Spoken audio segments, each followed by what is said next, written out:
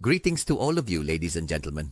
Dear friends, it's a pleasure to see you in episode 8 of the story series, Story of Reburial in series Master Luang Ki, Volume 6 by Kevin on True Ghost Stories. This evening now, we are pleased to invite you to join us and enjoy the story. Listen to episode 7 story presented through the narration of Dean Shadow.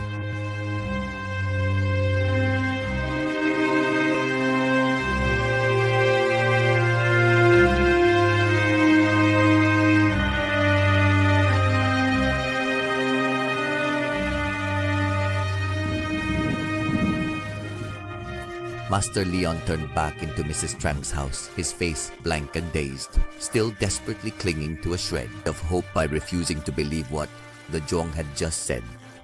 Staggering to her feet, Mrs. Trang trudged step by step toward Master Leon, her legs weak and slightly faltering. Too much. She might snap and hit Master Leon again. Jen Chin stood up and grabbed Mrs. Trang's hand. "Hey, don't do anything reckless." Mrs. Trang turned her head to look at Chin. Suddenly, she burst out, laughing like a mad woman. "You and your husband tricked me. You're plotting together with that old man to set me up. You're really something." I almost got tricked out of my wits just now. As if someone could just sit there and declare, "The place, this person is dying. The person, it's all just a scheme cooked up by you people. Very clever. Just you wait. Really. When spouse gets back, call the police on you. Just you wait." Hearing that, Chin glared. "You're crazy. Who are you accusing of tricking your mother, huh?" Chin raised his hand, about to hit Mrs. Trang, but Master Leon and Mr. Sao quickly intervened. Mr. Sao held his wife back from rash acts. Master Leon gently said to Chin, "Let her go. Those who believe will believe, and those who don't, even if you spell it out for them, they still won't believe in. I cannot help this. Let each person feel for himself." Chin hesitantly lowered his hand, bowed his head, then replied, "Yes, Master." Mrs. Trang reached out to grab her raincoat and staggered out the door. Master Leon watched her leave, gently shook his head and thought, "How?" Master Leon turned away, added a line, just before Mrs. Trang stepped down the porch steps. "If you want to find your husband, head southwest for about 10 miles. Look for a place where the land is wide and open, with a stream cutting across it. Especially where," he said, "it's a place where many people have died. It might be a cemetery." He fell silent. "You just wait. This isn't over yet." Mrs. Trang glared and pointed at Master Leon, shouting loudly. The group clutched their raincoats and rushed outside. Chin also stepped out onto the porch, his hand propped against his hip, cursing loudly. "She's challenging your whole family. If it's not over, what are you planning to do? With your kind of family, something bad occurs." Chin shouldn't have been so harsh with her words. "Perhaps a bit," Master Leon advised. Chin fell silent. "But you see, Master, you've put in so much effort to help her family and didn't even blame her for being deceived. Yet she didn't offer a single word of thanks and even hurled insults and curses at you. You should have let me slap her again to vent."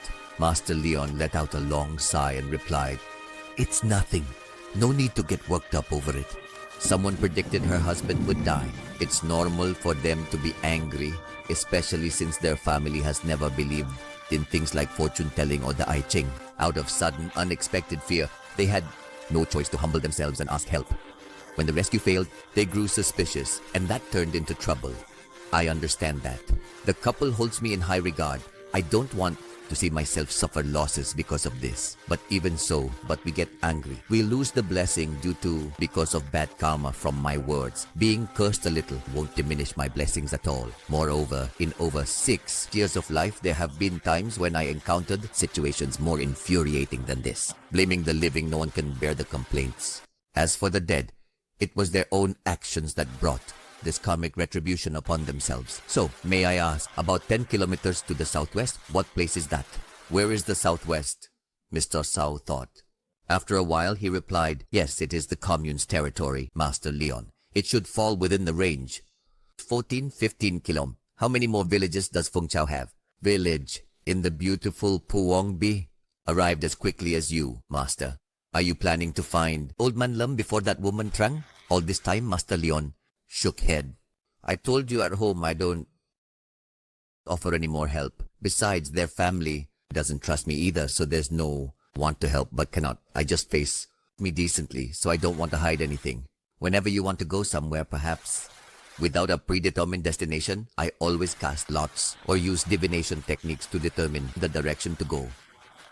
Last night, before going to sleep, I did the same, and the lot indicated that I should head southwest when, earlier, while casting lots to find husband for the gold shop owner, an unexpected coincidence occurred. The direction to find the gold shop owner's husband was also located southwest, about 10 miles away. Mr. and Mrs. Sao stared in astonishment. Mr. Sao stammered, "Is that really true, Master? But why do you want to head in that direction? To Feng Chou commune?" Master Leon smiled gently and replied, "To be honest, I don't really know how to explain it clearly to you two, but you can simply think of it as a sign from heaven.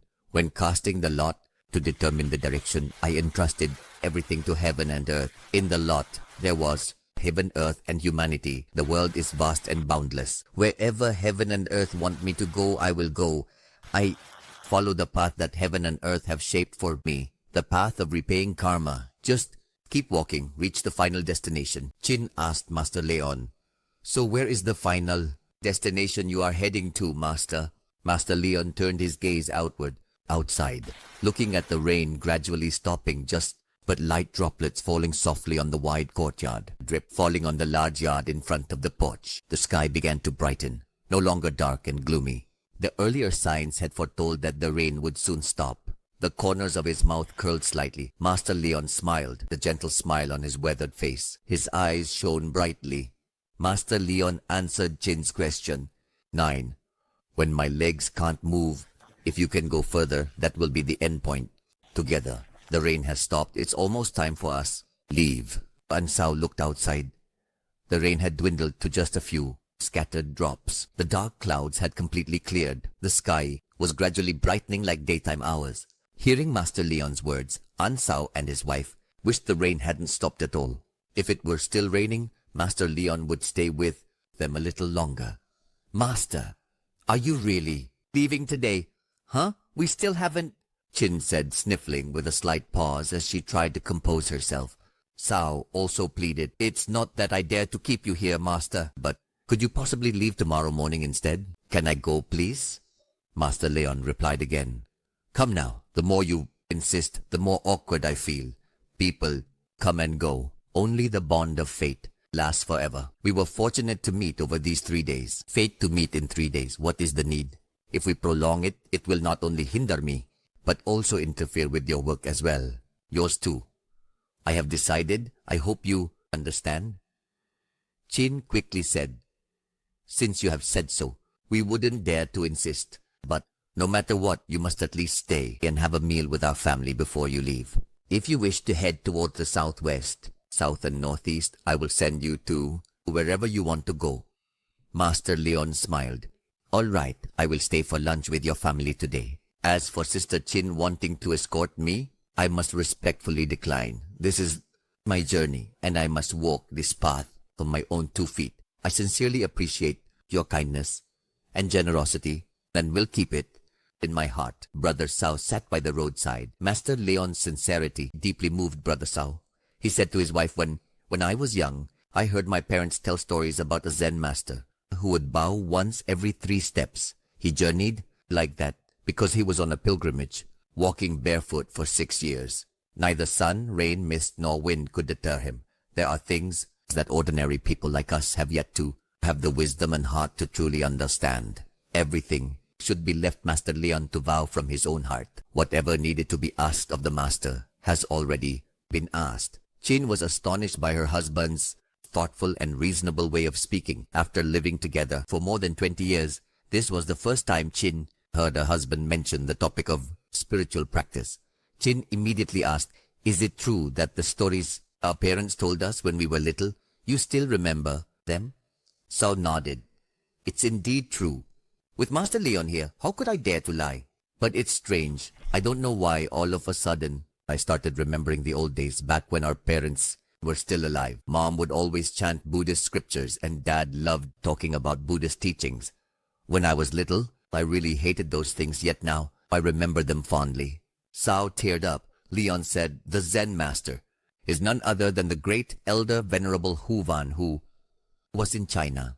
He was also the one who undertook the famous pilgrimage of 3 steps, 1 bow, one of the most renowned in the history of Buddhism. Elder Huvan did the 3 steps 1 bow pilgrimage from Mount Puto in the east of China to Mount Wutai in Shaanxi province, covering a distance of over 3,000 miles, carrying with him the vow to repay the kindness and nurturing of his parents.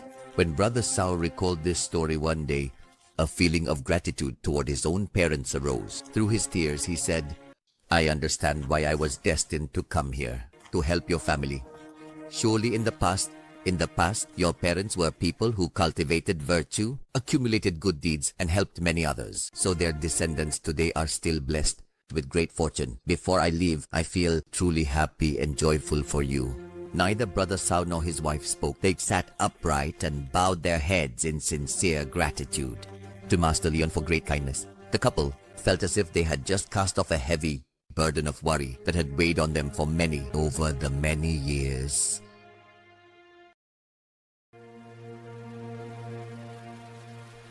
The skies over Vuonbai village witnessed 2 hectic days, ever since the day people discovered that little Newt had died in the pre-dug pit at Mrs. Van's house.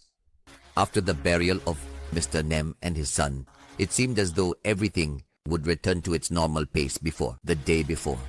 People continued their work. However, it is important to note that it was only now that the village began to witness strange occurrences filled with an overwhelming sense of terror and mystery.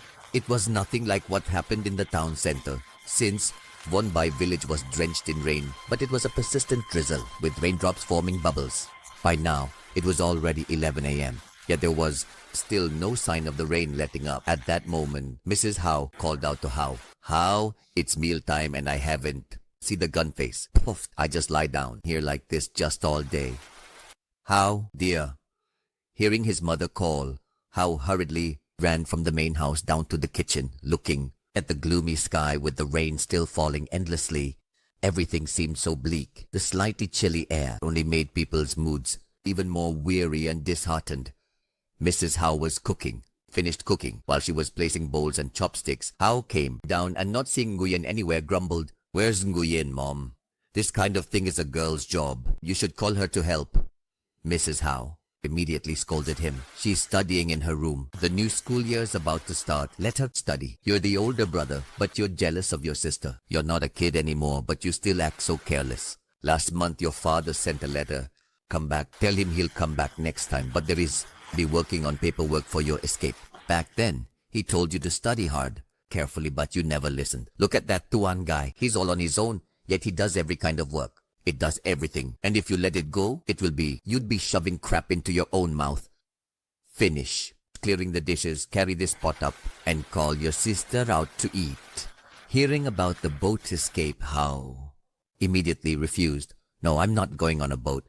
Seasick, I cannot go. Before, I tried getting on a boat and vomited everything out, even bile. This morning, when I took Tuan to work, I stopped by the brick factory. Maybe next time I'll apply to work there." "And work there, Mom. Dad's been away for a whole year now, only coming back once or twice.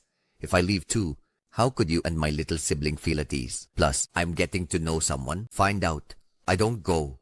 Hearing that, Mrs. Howe was surprised. "Someone? Wait, you have a girlfriend?" Howe suddenly and uncontrollably blushed and nodded. "She's really pretty, Mom, but she's not from our village. She's from the neighboring one. Anyway, let me get to know her a bit better, and then I'll tell you a little bit more, Mom." Mrs. Howe sighed. "You little rascal. Trying to hide. Sign. Whose daughter is she? Where's she from? I don't even need to know she's well-behaved and kind. If she were too beautiful, she might not be with you. You kid. Girls like that already have plenty of suitors lined up." Howe heard that and argued back. "I already asked. She doesn't have anyone yet. I'm not talking to you anymore. I'll carry the tray up now," Mrs. Howe reminded. "How? After we finish eating, you take me to Aunt Van's house. Stop by Mr. Nem's to light incense." All morning they kept saying rain would stop, but it's been raining like this. Seems won't clear up till late at night. Since we already said we would, we have to do it today. Done. Howe responded obediently. "I know. I'll take you there in a bit." It wasn't until almost nearly noon that the rain finally eased up a little. The sky was still overcast, with not a hint of sunlight even at midday. If you looking at the clock, everyone probably thinks It was already dusk. Mrs. Howe said to Howe, "The rain has let up. Let's hurry and go, Mom." This morning at the market, Mrs. Howe bought all sorts of things, including fruits, votive money, and incense to offer to Howe's father and Mr. Nem. She picked up a kilogram of sugar and a box of milk. Visit Mrs. Van's husband. Carefully carrying the bags for his mother, Howe asked, "Mom, this feels wrong." Mrs. Howe immediately snapped, "Off? What do you mean off?" Howe quickly replied, "Well, look, Mr. Nem's household only had 2 people. In Nem, 2 people, Nem and his son, Nut. Now both father and son are gone. We go over to light incense and then continue eating. You mentioned Uncle Newt had cancer and might die. If he's about to die, how could he possibly eat sweets and milk tea?" Mrs. Howe tapped her son on the head and said, "Such a busybody, everyone knows all that. But when you go over to light incense, how could you not bring offerings? And for a sick person, it's always been a bag of sugar, a can of milk. We know they can't eat it, but we still have to bring a little gift as a gesture of goodwill. If Uncle Newt can't eat it, then his family eat. You're always questioning these pointless things." Howe said nothing, just went out to the yard to get his bicycle. From Mrs. Howe's house to Mr. Nem's house wasn't far. It only took the mother and son minutes. They turned onto a small dirt path, a stretch of road that was extremely deserted because there was only Mr. Nem's house in this area. The cold from the rain combined with the gloominess of the sky and earth made Howe hesitate with every step. Even though Mr. Nem's house was already right in front of him, Howe hesitated. He tugged at Mrs. Howe and said, "Mom, how about we just go back? I'm really scared." Mrs. Howe, without hesitation, immediately replied, "You just got better yesterday. You stay and wait. I'll go inside, light some incense. After incense, Mom will come out. Stay home." But coming here suddenly makes me feel the chill all over my body. Standing in front of the bamboo gate of Mr. Nem's house, Mrs. Howe and her son noticed that the gate was only slightly ajar. As they stood there, Howe saw a shadow pass inside Mr. Just then a shadow passed by, stopping at the hair.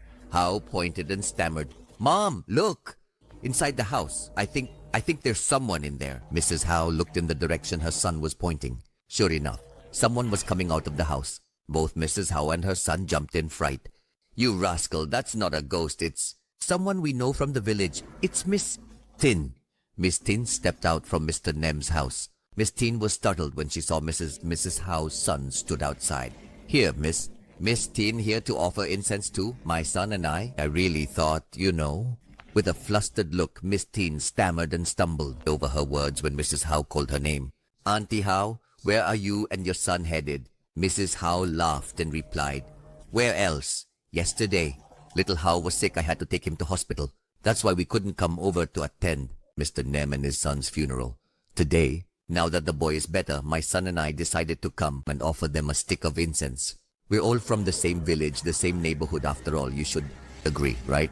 Miss Tin, Long Lien's daughter, quickly nodded. "Ah, that's right, madam. I was here all day yesterday too. Earlier, since I was passing by, I stopped in to tidy up a few things from yesterday. Haven't finished yet due to the wind and rain. I'll wait until weather clears to finish cleaning. Then mother and son go in and burn incense." The presence of Miss Tin somewhat helped ease the fear of Mrs. Howe and her son. Mrs. Howe carried a bag of fruits, incense sticks, votives into the house to offer incense. Howe stayed outside, too scared to go in. Looking at Miss Tin, Howe pointed and asked, "Your knee got dirty. You're really brave, Miss Tin. Coming here alone to clean up. Why didn't you call a few more people to come with you?" Miss Tin replied, "I already told you earlier I was passing by. Anyway, I'll head back first." The mother and son would leave later. Finishing her words, Miss Tin hurriedly walked away, out of the dirt road. At Mr. Nem's house just a minute later, Mrs. Howe lit incense and came back out. Outside, Howe had been feeling scared all this time, and he urged his mother, "Hurry up, we still have to go to Uncle Back's house." "Let's go, Mom." At that moment, Mrs. Howe said, "I'm already on my way, so you happened to come back?" "I was planning to ask a few things, but you had already left." The keychains clinked against each other. Mrs. Howe and her son left Mr. Nem's house and exited the dirt road. Howe finally breathed a sigh of relief because nothing strange had happened. Thinking back to the other day seeing Mr. Nem's ghost by the bridge, I was afraid that while standing there, Mr. Nem would appear out of nowhere, patting Howe's shoulder to ask questions. Before that, Howe had planned to leave without needing to be reminded to, as time would not move forward little at all.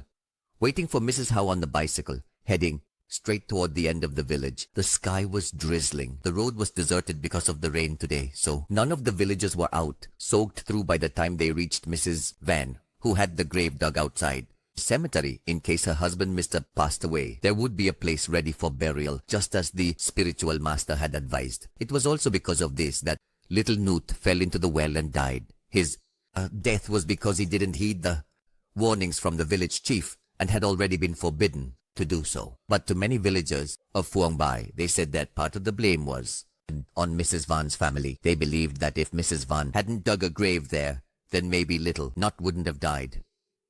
Mrs. Howe stood outside the gate and called out loudly, Mrs.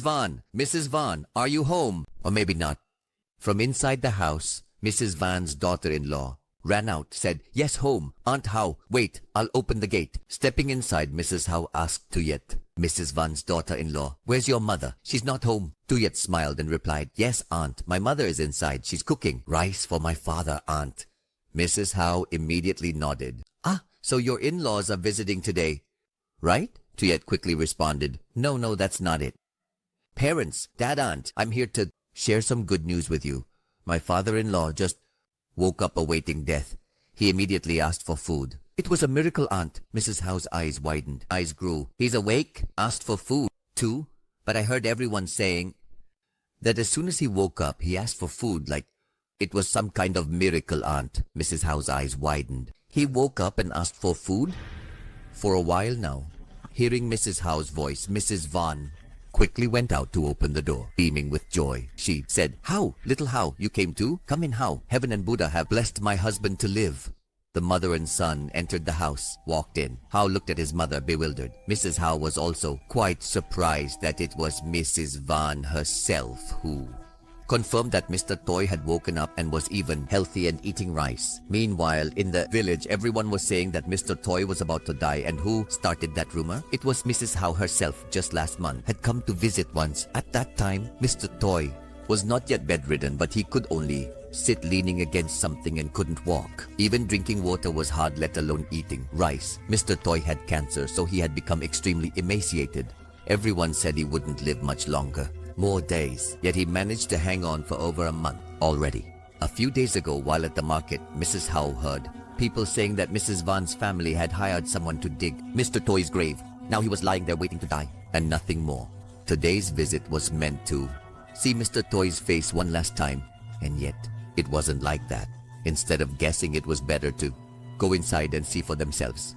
Mrs. Howe and her son followed Mrs. Van into the house. She led Mrs. Howe and Howe into the bedroom.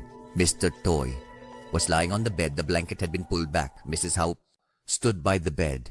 It was true that Mr. Toy was sitting, one hand holding bowl of rice with chopsticks, starved for days. Sitting next to the bed was Yu.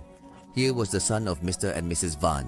He was 3 years older than Howe and was already married, and Hugh was the one who had just opened the gate for Mrs. Howe and her son earlier. Howe, there was one more person living in Mrs. Van's house. Ku Chikuchi was Mrs. Van's mother-in-law, and this year she was already 72 years old. She was still quite healthy. As for Mr., her husband, he had passed away 3 years ago. At this moment, Kuchi was nowhere to be seen. So Mrs. Howe and her son, Howe, Hyo turned around to greet Ku and little Howe, H.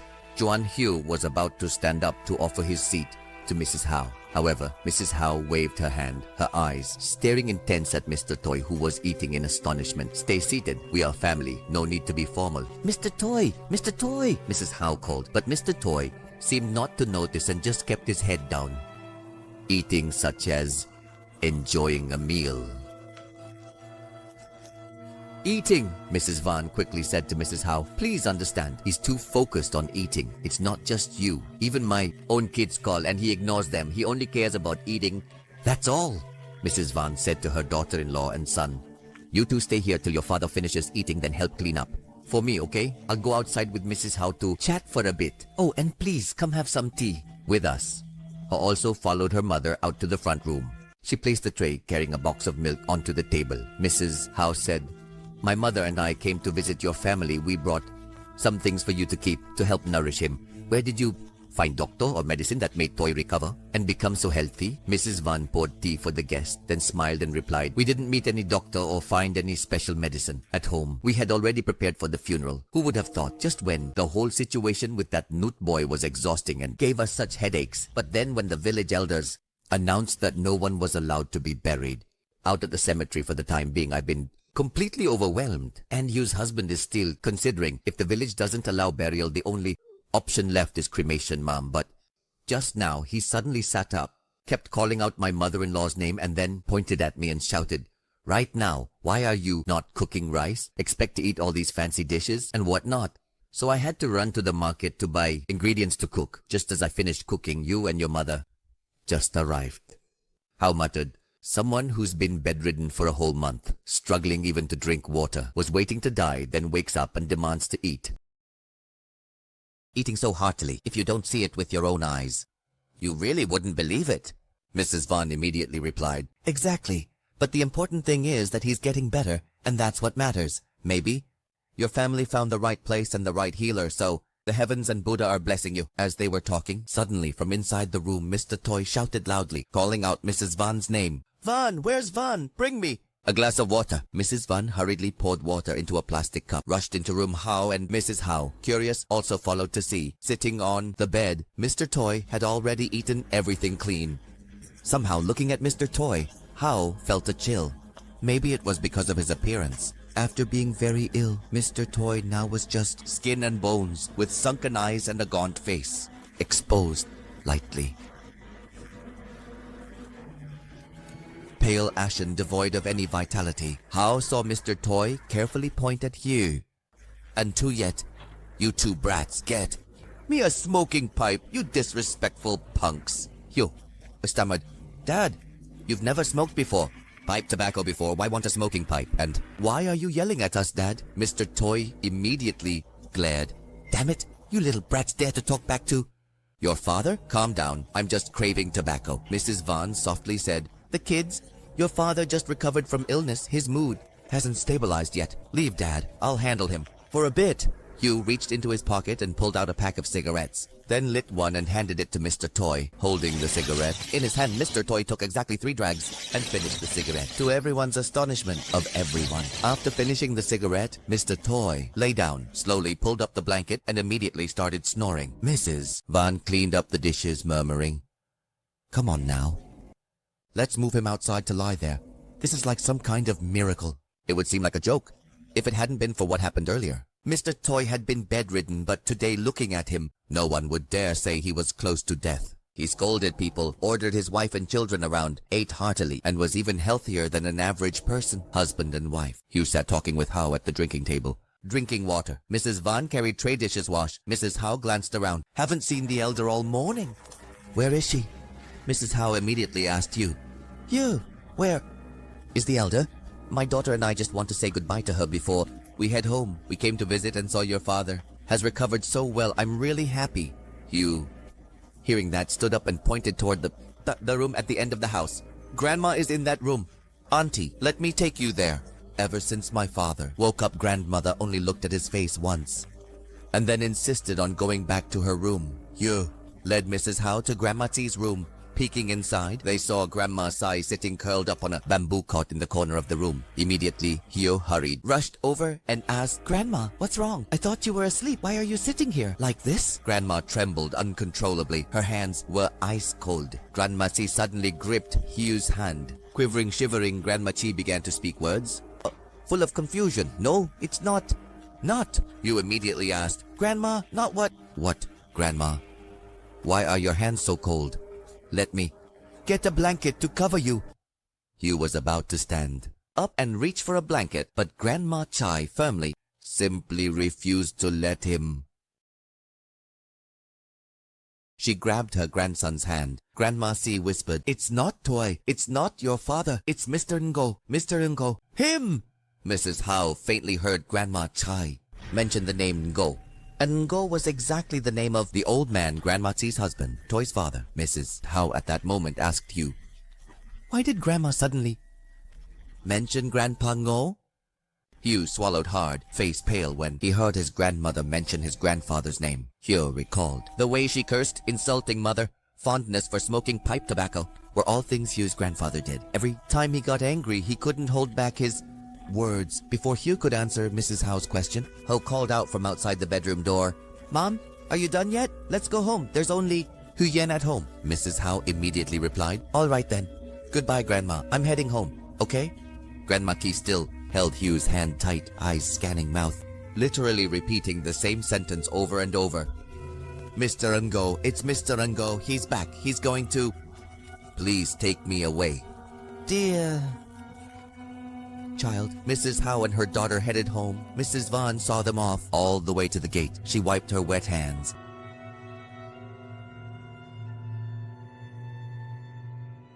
Then on the hem of her shirt, Mrs. Vaughn smiled and said goodbye. "Thank you, Mrs. Howe, Miss Howe, and Little Howe. Take care on your way home. Today was so hectic that we didn't get to talk much, but please don't worry.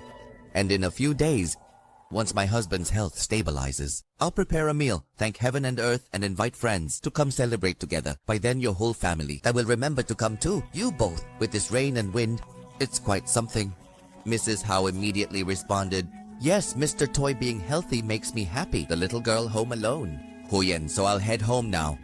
You go inside, just a little, and celebrate with your family. Such a blessing." Ha said bye to Mrs. Vaughn. The mother and daughter got on their bicycle home. He pedaled his mother. How asked, "It's great that Mr. Toy has recovered, but I still feel something about him that doesn't feel like how he was before he got sick." Mrs. Howe immediately said, "You noticed it too?" Howe nodded and replied, "Yes, Mom. Mr. Toy is Dad's friend and he's been known for being gentle and honest. Never."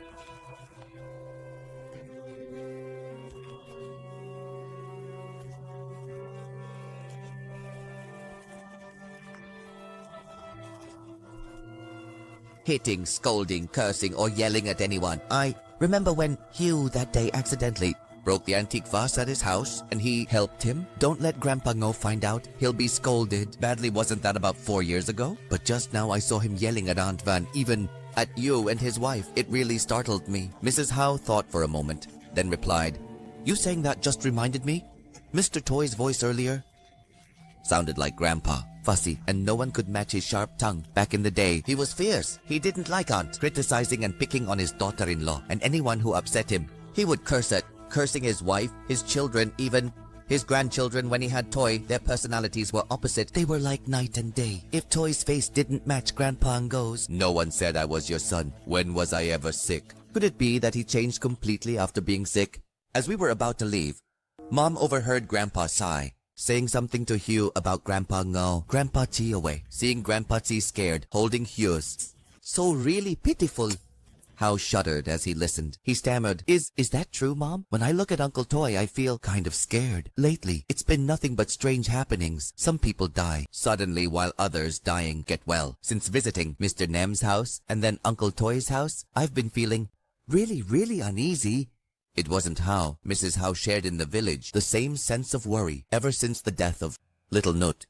Even the officials had started to feel that something in Phuong Bai village was changing. As he biked near the village gate, near communal house, Howe saw someone holding an umbrella, walking toward the communal house, recognizing the person as Mr. Ka, the village chief. Stopping his bike, Howe greeted him. "Uncle Ka, how have you been?" Mr. Ka looked at Howe and nodded.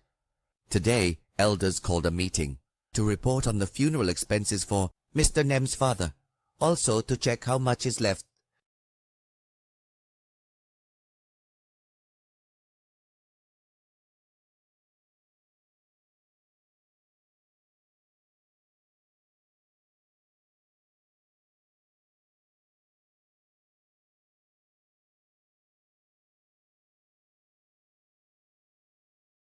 To decide on restoring and renovating the communal house, was Howe said.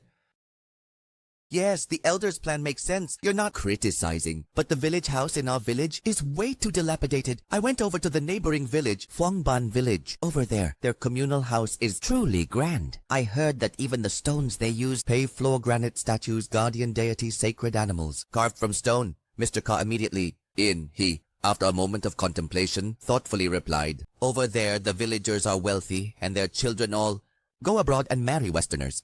They can contribute a lot to build Something grand our villagers struggle to get by each day. It's not that our people lack the heart. The communal house decay. We still have to deal with poverty and hunger, let alone talk about repairing and renovating. See, even coming up soon, we relied on savings and contributions the village gathered.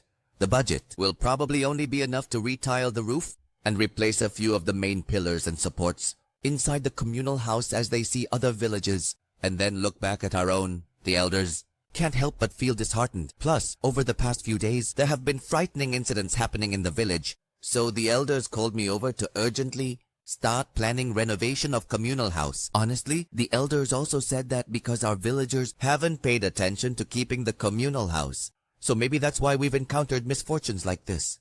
That's why we need to organize a meeting. Ask all the villagers to attend. Each household will need to contribute a little extra effort so we can all work together to renovate the communal house. Mrs. Howe nodded and replied, it's right for the elders to be concerned. The spiritual world are not something to take lightly. Look, people are prospering. Every household now has a 2-story brick house or a 3-room house, still have homes thatched walls and brick houses. My family is lucky to have my husband working far away. We're better off than others still. Very hard. And if there's a fundraising drive, I'll contribute a little something, but don't trouble you, Mr. Carr. We are going home now. Bye. Mr. Carr, Mrs. Howe said bye to Carr, then continued biking home. Briefly they rode.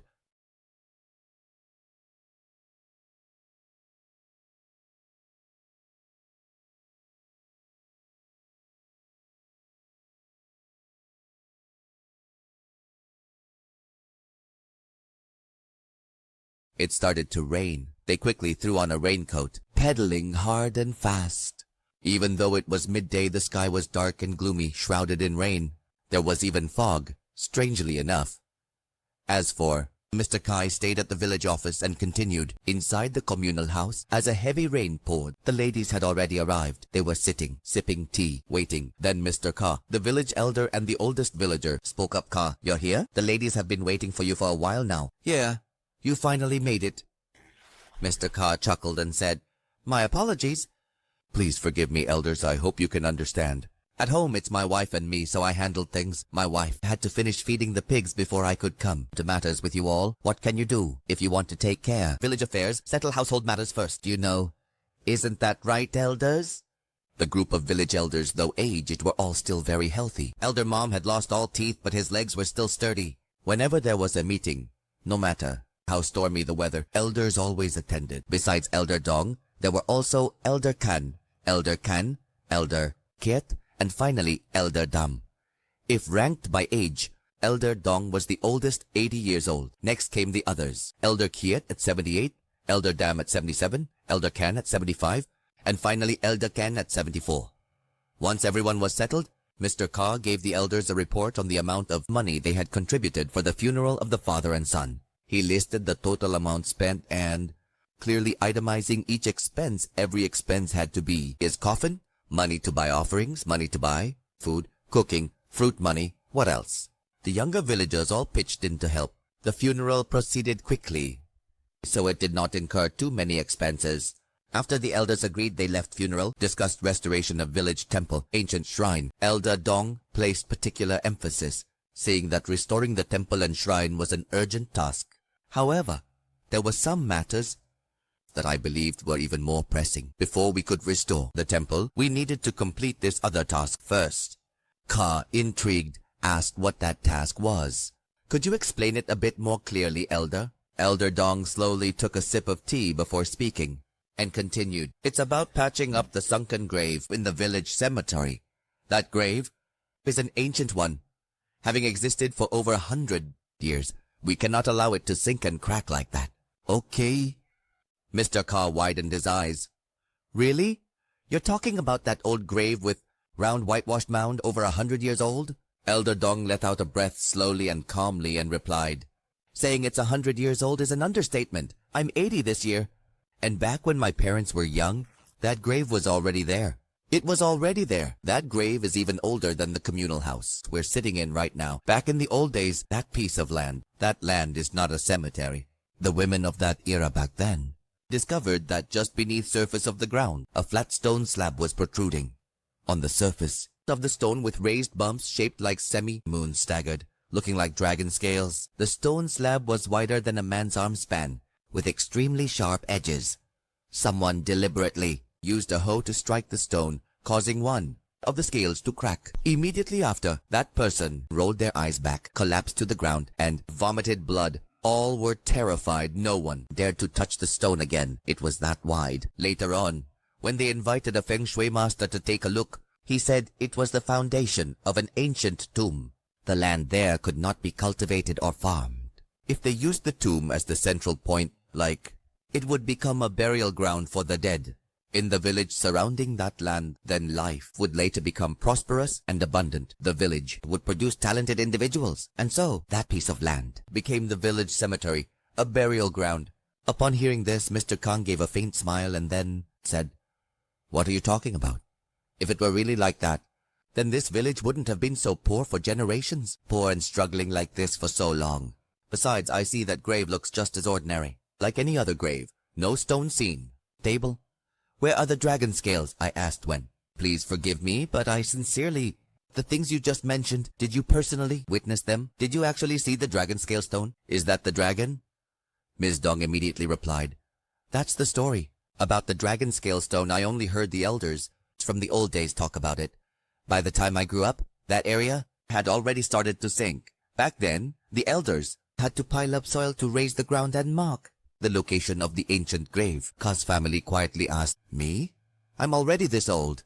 Head, should I go and embroider, build stories with your family?" The other elders also agreed with Aunt Jong. "Aunt Jong is right. You young folks these days now do not understand, say we are pregnant. Back in the day, our Phuongbai village was very famous for its ancient tomb. It wasn't just because of the war causing some destruction that many things had to be turned into historical relics. I still remember days. So many feng shui masters, geomancers from all over came here to inquire, asking about the ancient tomb, the dragon scale stones, and was jade well and four-lobed jackfruit tree trunk, and the shrine of the fairy maiden too. Back then, our village was not poor. Later on, after going through 2 wars, when everything was destroyed by the enemy, that's when we became poor and started to suffer." Ms. Jam spoke while sighing, looking at Jong. Ka still didn't believe Ms. Jong. He even smiled and said, "All right, Ka, if you don't believe, then tomorrow I'll find for you, Ka, a handwritten book with drawings of the things we just talked about. It's an ancient book written by the elders themselves in the ancient gnome script. I'm just afraid you might not understand it all, but the book includes drawings of the dragon scale stone, the fairy maiden's shrine, the jade well and tree, the 4-bodied jackfruit tree. Right now, our opinion is that we need to patch up and restore the grave at the center of Phuongbai village cemetery. This task is entrusted to you," they said. Once the elders had made their decision, no one dared to object. No one really knew how true the things they had said were, but the task of repairing the sunken grave was something that needed to be done. Therefore, Mr. Ka agreed with the elders' decision. Just as he was about to take a sip of tea, Mr. Ka, along with the elders, was startled. The old people were startled by the scream. "Oh, Uncle Ka! Hey, Uncle Ka! Elders! Is anyone here? Hello?" Something big has happened. Mr. Ka, in a state of panic, hurriedly ran out to the courtyard quickly and with great urgency. The elders, their legs slow and unsteady, followed behind. From outside, Hao came rushing under the eaves in front of the communal house door, rain-soaked one sandal missing, his face pale and dazed as he looked at Mr. Ka. Seeing the elders, Hao immediately waved his hands. Uncle Ka, elders, something has happened," he said, panting heavily. Mr. Ka quickly asked, "You little Hao, I just saw you and your mother riding home together a moment ago, so why are you just... Now you're here again, and what's this matter that's got your face looking like you've seen a ghost?" Hao quickly wiped the rainwater off his hair, regained his composure, and answered Mr. Ka's question. "It's worse than seeing a ghost. Someone has indeed died again out at the cemetery." A clap of thunder rumbled, making the elders, Dong and others startled, exchanging glances. Mr. Ka was even more alarmed by Hao's words just now. His eyes widened, stammered, "What? What? Is it true? Someone died at the cemetery. Who died? How exactly did they die? He asked. It wasn't just Mr. Ka. The other village elders inside communal house were holding breath, waiting Hao's answer. Hao swallowed hard and lightly shook his head. I don't know who died.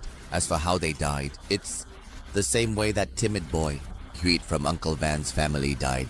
Miss Dong, her face pale. Hao finished speaking goosebumps. Goosebumps rose all over her skin. Her mouth trembling, Ms. Dong asked, how could you not know who it was? We already told not to go anywhere near that place, didn't we? You didn't listen to the elders at all? Hao quickly defended himself quickly. No, I didn't go there. I just heard people talking about it. On the way home, my mother and I saw a few people gathered in small groups near the stretch of road near my house. When we went to check, we saw Lan lying by the roadside. His father, Mr. Thin, along with Mr. Tao, Mr. Tan is there. Lan doesn't know.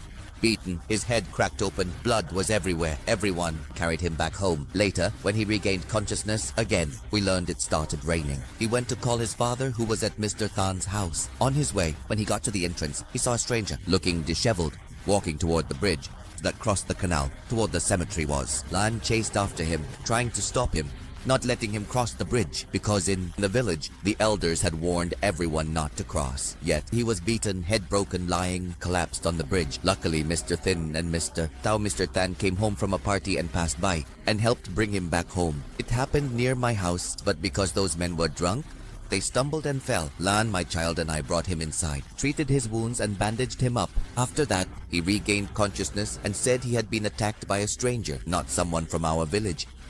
His father asked where that man had gone. He said probably headed over to the other side of the cemetery. Mr. Thin was so angry, he even ran down to the kitchen to grab a machete and stormed off him. Mr. Than and Mr.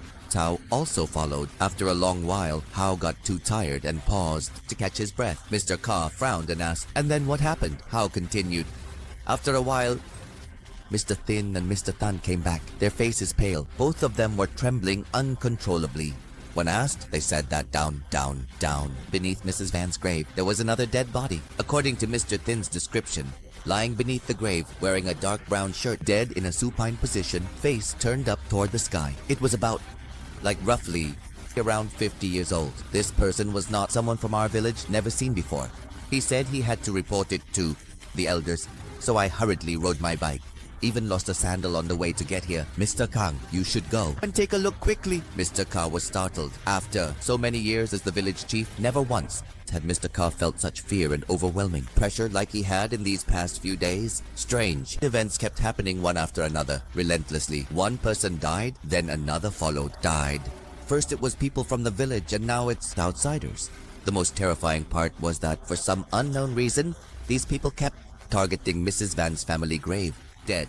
Mr. Ka, let's go, Kodong urged. Let's head to the cemetery and see what's going on. I also need to go to see it firsthand. Mr. Ka replied, it's raining, the roads are flooded, slippery, it's hard for the elders to get around. How about you all stay here for now? I'll go with Hao. Hao went there first. I'll let you know. You all later. What on earth is happening to Phuong Bai village? Hao, hurry up and give me a ride. Quickly! Get on the bike. Hao helped Mr. Ka onto the bike. When they got back, they saw Mr. Thin, Mr. Tan, and Mr. Tao anxiously pacing outside the porch, peeking in, craning their necks to look inside. Rushing in, Mr. Ka immediately asked, where's Lan? Is he alright? Lan, who was sitting on a chair, quickly stood up and replied, Uncle Ka, I'm here. I'm not hurt, am I? Mr. Ka turned and asked Mr. Thin, is it true that someone died out at the cemetery? Mr. Thin nodded, stammering as he replied, it's true, Uncle Ka. But it wasn't me. I didn't kill anyone. When I heard that Lan had been attacked by a stranger, that guy ran over to the cemetery, and I, in my anger, grabbed a knife and went looking for him. But I swear I didn't kill him. Here, Mr. Tan and Mr. Tao can both testify. When we arrived, he was already lying dead in the deep down in the grave. That's exactly right, Uncle Kang. We didn't do anything. We don't even know who is it? Mr. Ka reassured everyone. Okay, calm down. Here's what we'll do. Tao's family will report it to the local militia. They will report it to the commune police so they can send someone down here. Tao's family, Thin's family, and I will go out to the cemetery. Why does it always have to be the cemetery of Phuong Bai village and exactly at Mrs. Van's grave exactly? How? Are you coming with me, perhaps? No? Hao immediately shook his head and waved his hand. I feel sorry. Cold. Suddenly so cold. I'm not going anywhere. Mrs. Hao spoke up to defend her son. He just recovered from an illness, and today he even got caught in the rain.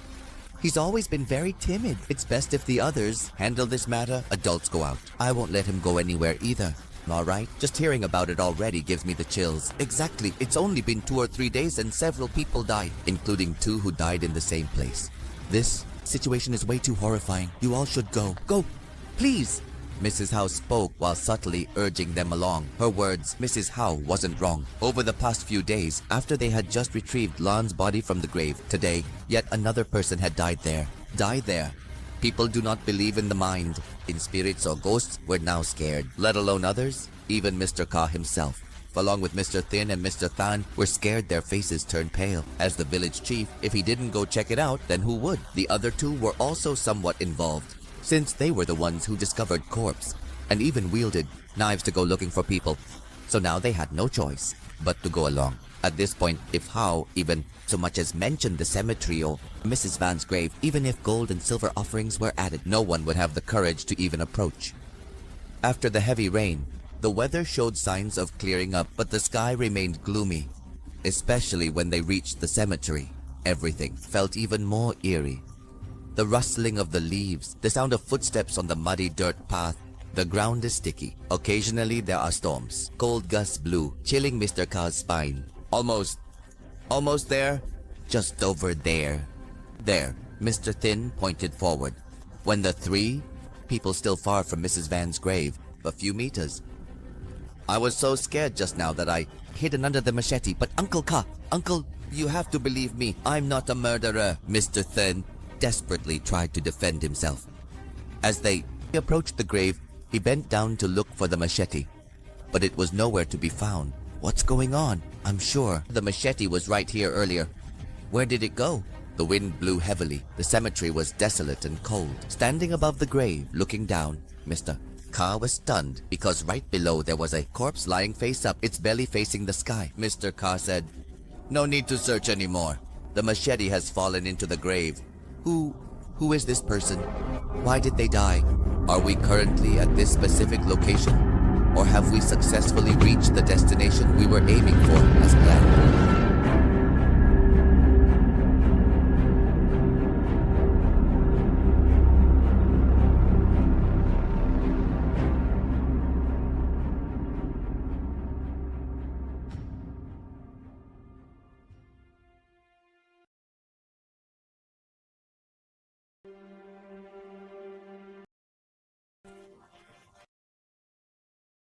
They had a meal with Jean's family and rested, sipping a cup of tea. By now it was past noon. Outside the rain had stopped. It had just rained, so the air was cool, fresh, and incredibly pleasant. Master Luong looked at Jean and his wife with a smile. He smiled and said, "I've eaten, I've drunk, and I've done absolutely everything I needed to do. The things I need help with, I entrust to you two. Now I must go indeed." At that moment, Chin Bei and his wife also realized. Time to say goodbye to Teacher Luong Rum. Choked out, "Yes, Master. Rest assured, everything you have done for my family we will never forget. What you have entrusted to me, I will surely take care of properly. Our family is truly blessed to have met you, Master." An Sao also said with emotion. These past 2 days, since waking up, Mr. Sao has been like a stranger, person who was born again. To meet, talk, confide in Master Luong truly changed An Sao's life. And he wasn't wrong when he said that, indeed, his ancestors gained immense blessings to give him the chance to be saved by Masters. Luong saves lives. At the same level, compassionate and benevolent master like Luong, it wasn't just Chin Bei and his wife, but everyone who had the fortune to meet and interact with the master felt a deep sense of regret and reluctance to part. At the moment of farewell, Master Luong said, "In the future, will our family ever have the chance to meet you again?" An Sao asked, his voice choked with emotion. The master, Luong, smiled gently and replied, "As I have said, people come and people go. Only fate remains. The path ahead of me is uncertain. I do not know what tomorrow holds, nor when it will end. Can only say, fate will meet again. But whether we meet or not, as long as everyone remembers me, and I remember all of you, even if separated by thousands of miles, it will feel as if we are right before each other's eyes. You should be happy. Putting on a sorrowful face only just makes me feel awkward. Chin and his wife looked at each other, then both nodded, smiling. Chin hurriedly wiped away his tears, rolling down his cheek. Yes, sir, you're right. Who would cry at the time? Like this, right? Seeing Chin smile as if holding back tears made him. Seeing that, they said nothing. Brother Sao's laughter grew even louder. Say anything. Mr. Sao's face laughed even louder. 9 pinched his hand. Stop it, no. Want a beating? Brother So got pinched hard on the arm. Mr. Sao grimaced, cried ouch. Looking at Chin, his wife, he slung his arm over Teacher Luong's shoulder and stepped out of the house. Luong walked out of the house. Chin and his wife, both of them as well, wanted to walk a bit farther to see him off. But Teacher Luong smiled gently and said, That's enough. Let's stop here. You two should head back inside. Thank you and your family for letting me stay these past few days. I'll be going now. Teacher Luong turned around and walked toward the road ahead. Chin and her husband stood there, watching his figure recede into the distance. As his figure vanished and was no longer visible, neither of them said a word. They simply stood there quietly, hands clasped, heads bowed. Gratitude to Teacher Luong, wishing Teacher Luong all the best. Wishing Teacher Luong all the best. Applause. Applause.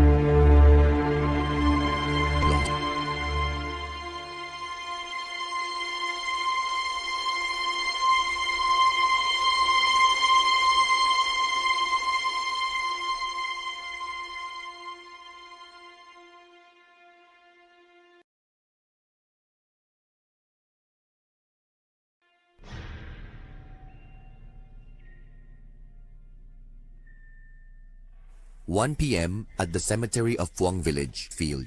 By now quite a crowd had gathered. There were neighborhood security officers, police and curious villagers who had wandered into the cemetery after hearing the news that yet another person had died there. The rain had stopped, but the sky remained overcast, although they both died beneath Mrs. Van's grave. This man was different from Lan. The unfamiliar man, 50, was lifted onto the grave easily, with assistance from local militia, commune police officers, commune police. They stretched ropes around the grave area to prevent the villagers from getting too close. After retrieving the body, the police began examining the victim's corpse. Mr. Tin and Mr. Tan were temporarily detained because they were the ones who first discovered the corpse. In addition, there was the detail of the machete falling into the grave, and the person who had been holding the machete at the cemetery was Mr. Tin. At that moment, a man in a police uniform, quite young but already wearing the rank of captain, quickly stepped into the scene area. When he arrived, the local police officers saluted him. The villagers all raised their hands in greeting. Excuse me, everyone. I just got back when the team informed me there was an incident in Phuong Boy village. What's the sitch? Captain Man, the chief of Phuong Chau Commune Police, asked. After the head of the preliminary examination team did initial inspection, the victim's body showed no injuries whatsoever, no signs of impact or struggle. Comrade Jin replied. Man immediately furrowed his brows and asked again, then what was the cause of death? What is death?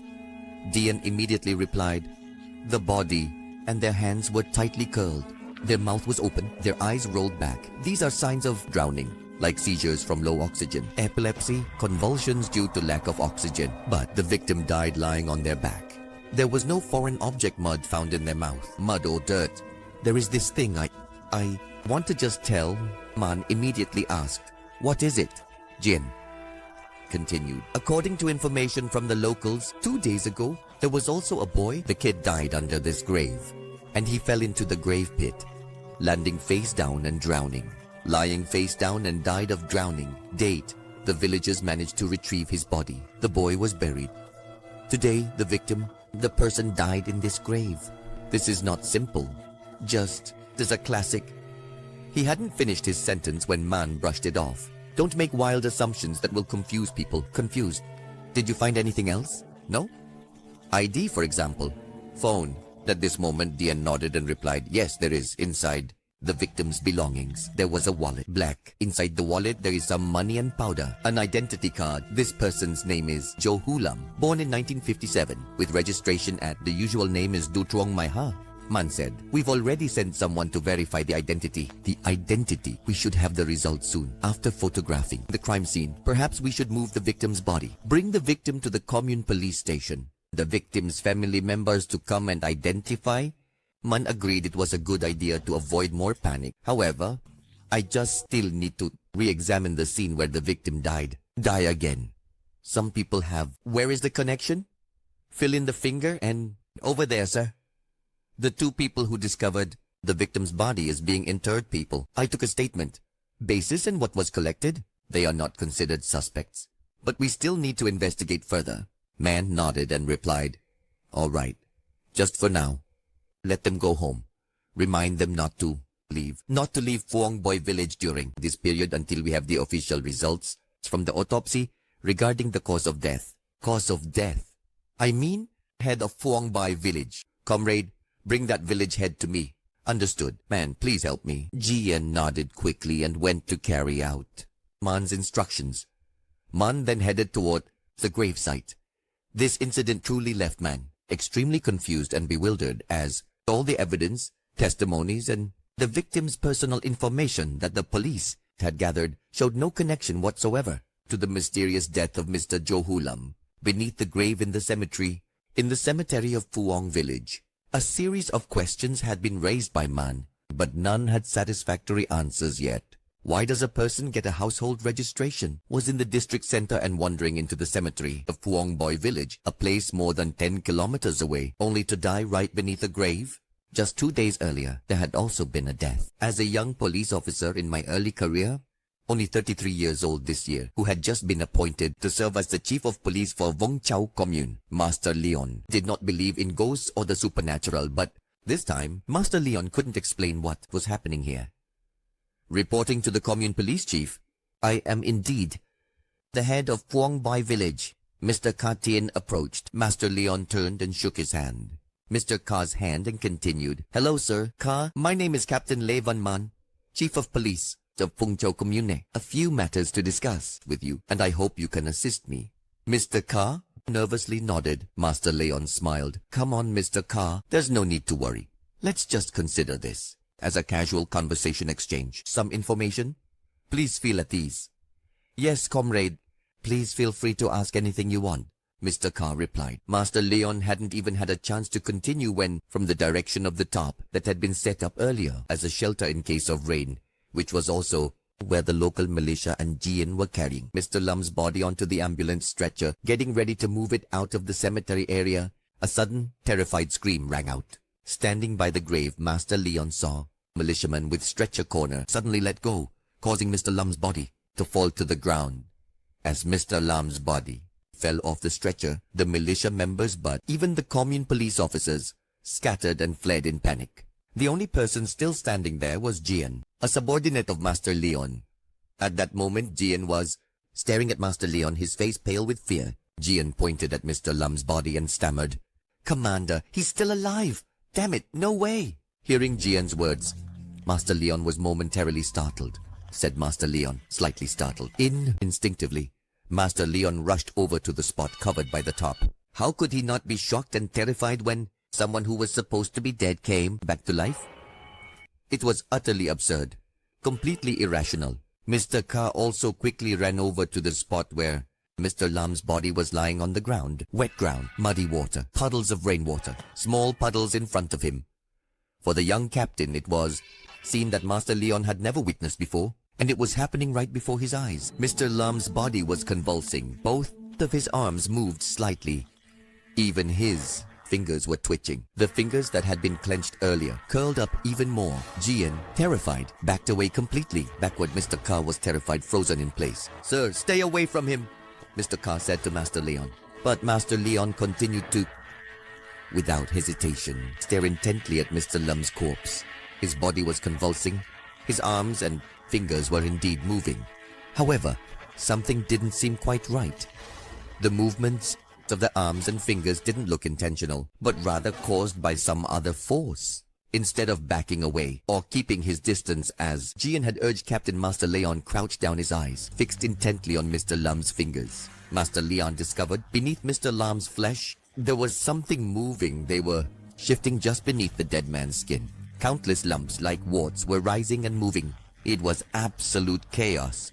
It was this thing that caused Mr. Lum's fingers, Mr. Lamb's hands, arms and body. After a few seconds, the lumps shifted. Those movements gradually subsided and disappeared. When they no longer appeared beneath the corpse's skin was also when Mr. Lum's body stopped convulsing. Both of Mr. Lum's palms opened up. At that moment, from inside his palms, small pebbles fell to the ground. Still puzzled as to why the deceased was holding so many pebbles in his hands, Master Leon startled by a strange noise from in the area around the corpse's stomach. V was sitting right next to the body, so Master Leon was certain that the sound he had just heard came from inside Mr. Lam's stomach. With the naked eye, Master Leon, Mr. Ka and Jian could all clearly see the corpse's abdomen gently swelling. It started from the stomach up to the chest. It was as if something inside the dead man's stomach was moving, shifting upward. When it reached near the destination, Mr. Lam's neck, that area swelled up, resembling the frog inflating its throat when it's about to croak. Faced with this bizarre phenomenon, Master Leon felt something was wrong, so he quickly stood up and backed away. Steps back, but eyes remained fixed on Mr. Lum's corpse. From the neck up to the dead man's face, up to the face of the dead. Everything, eyes, nose and mouth and cheeks, was swelling larger and larger until everything was compressed to the extreme. His mouth gaped open. From Mr. Lamb's gaping mouth, a mass of mucus-like fluid oozed out, spitting outward. The milky white mucus-like substance, Master Leon, that white slimy stuff, continued to extrude from the body of the dead man, showing no signs of stopping. But that was still not the most terrifying part, because something even more horrifying, the moment everyone had been waiting for, was finally on the verge of happening, signaling an important moment. Clap. The ellipsis signifies a brief pause, inviting contemplation on what might follow. Thank you to our listeners and viewers for your attention. We bid you farewell, dear, and look forward to seeing you again in the next exciting episode of the story coming up soon.